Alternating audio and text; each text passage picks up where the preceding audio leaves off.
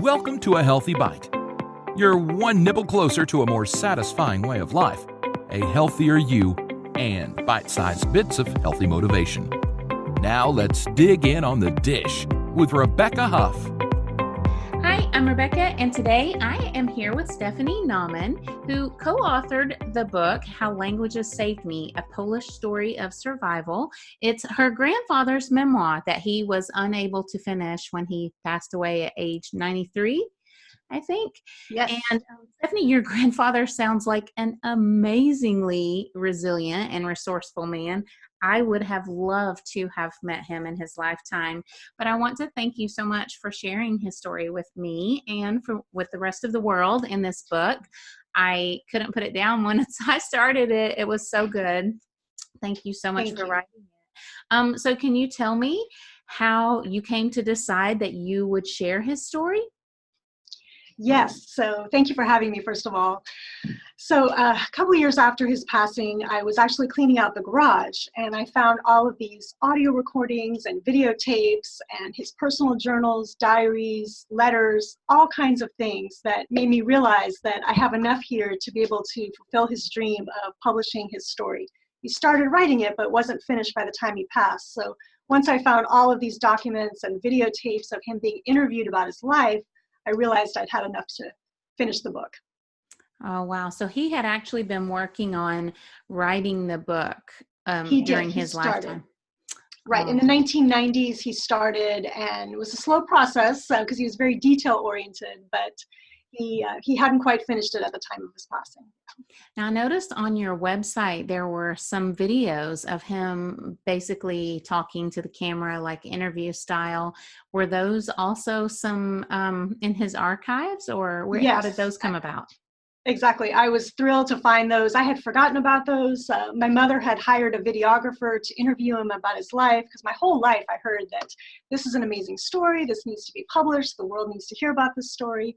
So she actually hired someone to interview him at one time. And so those were the tapes that I saw first. And so when I put that in, it was just amazing putting it in the recorder and seeing his face again, hearing his voice again. It was wonderful. But he was also interviewed about his life once in the 80s by my mother, and again in the 90s. And then this latest one was in the 2000s. So 3 different times he was interviewed about his life, at least. Oh, what a treasure to have those. His life story is absolutely fascinating. It's amazing that he survived. Just his resourcefulness, I'm sure, is part of what kept him alive. Was he like that for his entire life? He was very resourceful. Yes. I enjoyed hearing about the adventure of his younger years, because he also got, a bit more quiet in his older years. So getting to see the younger side of him was really special. Yeah. And now I know that he spoke 9 languages. Can you list them for us? Okay. I usually forget one. English, Polish, German, Russian, Czech, Swedish. He counted Latin, even though that's not a spoken language. Finnish, it's 8. French, 9. Wow. That is incredible. His mind. No wonder he lived to the ripe age of 93. I mean, all that studying of languages kept his brain fresh, right? Yes, he never stopped learning. He was a big learner his entire life. He never wanted to stop learning about history, culture, other countries. That's one thing I took from him. Uh-huh. Now, I know from reading the book, he really struggled to be able to get an education because he was orphaned at a very young age. Was it originally his intention to study linguistics, or did that just kind of fall into place? Right. I'm not sure at what point he decided that, but from a very young age, as you mentioned, he was, when his parents passed away, he was tutoring other kids in languages, specifically kids that he said hadn't applied themselves in school. And so the parents would pay my grandfather and his brother actually to help tutor them in other languages. And when he was accepted to college, he wanted to be a teacher of languages. And so he was studying languages that first year in college before the university was bombed. Right. And so then he survived the war, which was a miracle in itself. and the story, I don't want to give too much of it away, but just the way that he was able to survive, it was amazing to read everything. Like his intuition must have been spot on all the time. That was just such a fascinating story. And then he met your grandmother. Yes. And then the story of how he was able to get her out of Poland was just, I get cold chills thinking about it. But so your grandmother, I'm assuming that she eventually learned to speak English. Yes. Did she speak any other languages or just the two languages?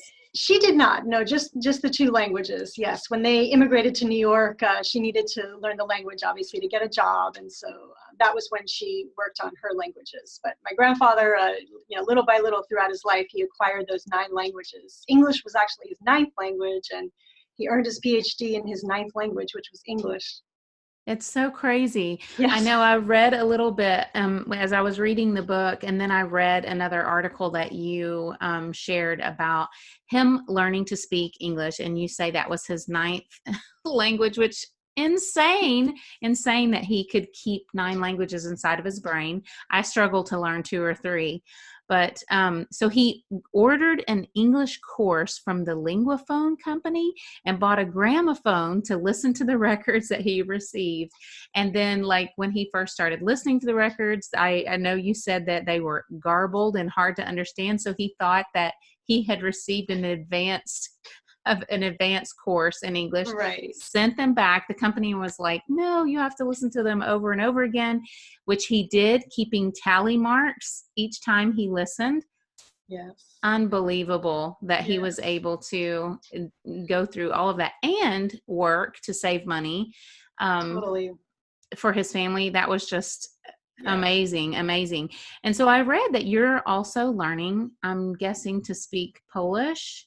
I am. I learned it I knew it as a kid. I learned it alongside English, one of my first languages. And I think I lost it probably when I was a teenager, as teenagers are. When my grandparents would speak to me in Polish, their native language, I started responding in English instead of Polish like I used to. So I really lost a lot of it, and it's hard to get back, but I'm working on it. But now your grandfather and your grandmother did not speak English to your mom until she didn't learn English until she started kindergarten, right?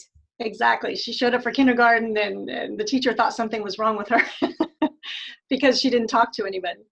And explain why your grandfather chose to do it that way.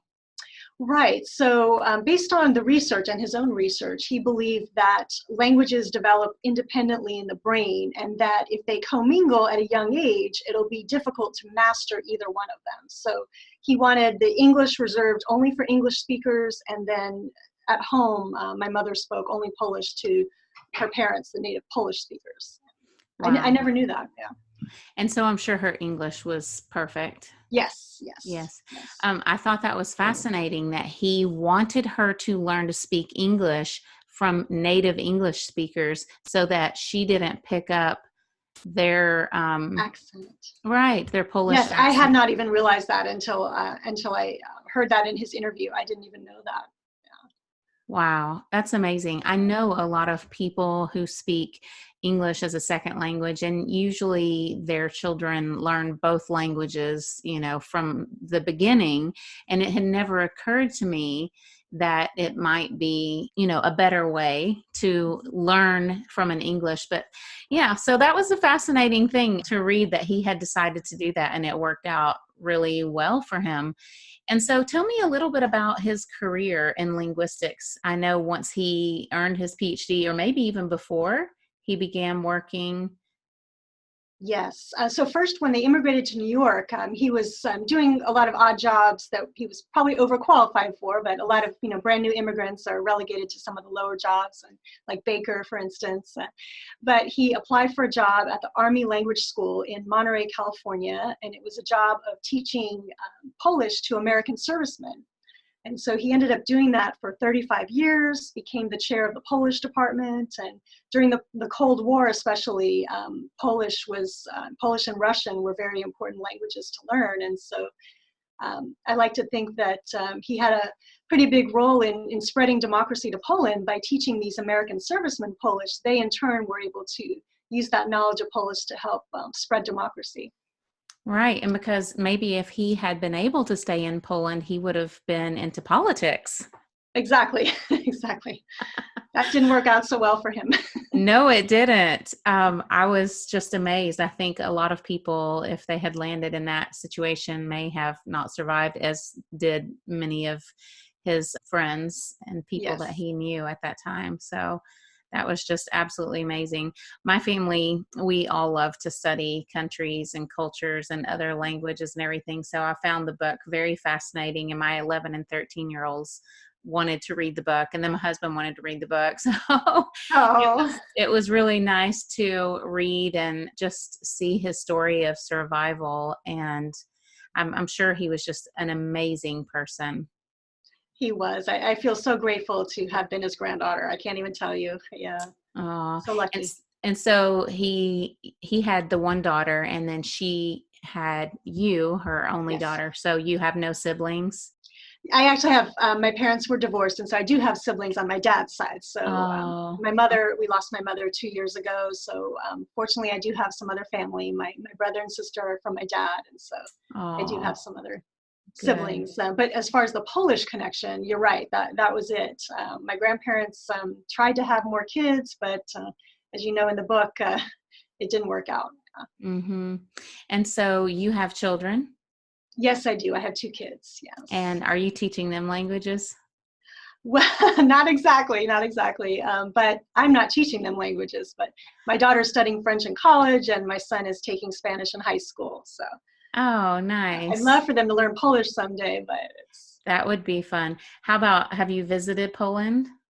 I have. So in 1992, I went with my grandfather to Poland for the first time, and that was just amazing. And my mother was with us, and getting to see his home through his own eyes and showing me all the places he grew up and all the things that he did. And it was just really heartwarming. His eyes would just light up when he was speaking to me about a particular memory. And so that was one of my favorite memories of my life, probably. Oh, that's sweet. But your grandmother didn't go.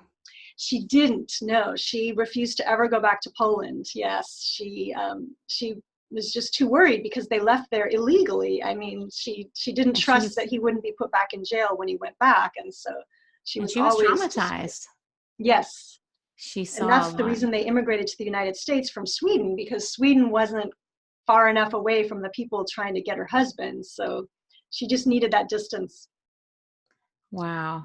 Just a fascinating story. Well, Stephanie, thank you so much for sharing this story. And you have some exciting news about this book. You want to tell Yes. us? Thank you, Rebecca. I just was notified about an hour ago that the book received first place in the 2019 Royal Dragonfly Awards in 2 categories, actually. First place in historical nonfiction, and first place in biography, memoir, autobiography. So I'm That really is, excited. You're the first person I've told. oh, that is so exciting. I'm so happy to hear that. I think it totally deserves an award. Once I started reading it, I had to finish. I was like, I can't stop reading. I have to.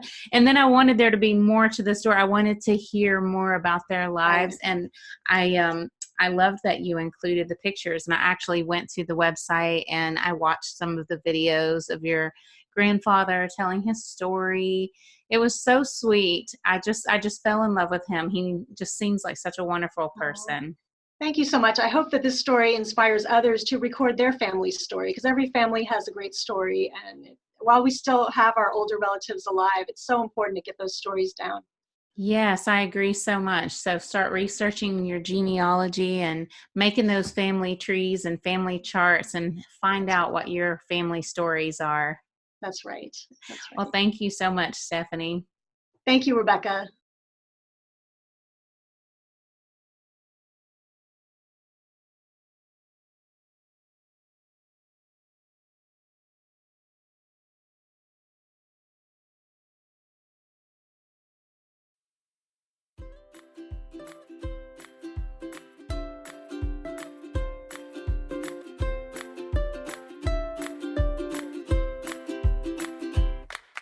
Thanks for listening. Please rate and review so other people can learn about this podcast. Find out more about sleep, hygiene, eating healthy, tasty recipes, zero-waste lifestyle, and lots more on thatorganicmom.com. Help us spread the word. Be blessed and stay healthy.